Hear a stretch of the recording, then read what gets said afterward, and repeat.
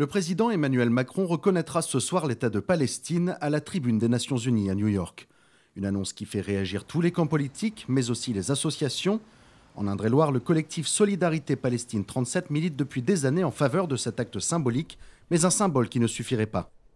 La solution, ce serait simplement l'application du droit international et donc que chaque pays qui est signataire la Convention de Genève, par exemple, applique les sanctions comme ils le font pour d'autres pays, notamment la Russie avec la guerre avec l'Ukraine, qu'ils appliquent des sanctions contre Israël pour obliger cet État aujourd'hui à arrêter la colonisation et à stopper le génocide à Gaza. On continue le génocide à Gaza et par ailleurs l'occupation et la colonisation en Cisjordanie, alors que des ministres en place à l'heure actuelle menacent de vider la Cisjordanie comme ils sont en train de vider Gaza.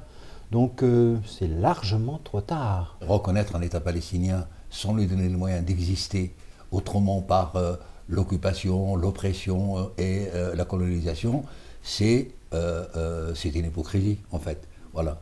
Donc ce que nous demandons, comme le dit mon camarade Patrick, c'est des sanctions contre Israël pour justement faire reconnaître dans la réalité cet État palestinien.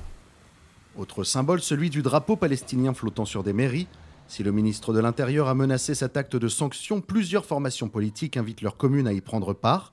À Saint-Pierre-des-Corps, ville jumelée avec Hébron en Cisjordanie, les communistes affichent cette volonté.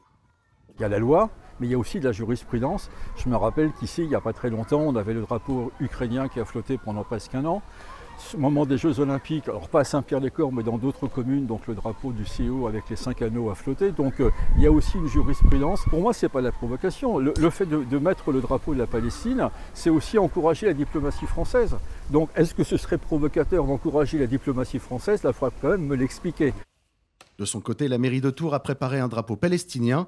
Il flottera au balcon dès ce lundi soir et pour une durée de 24 heures. Une victoire pour le Parti socialiste.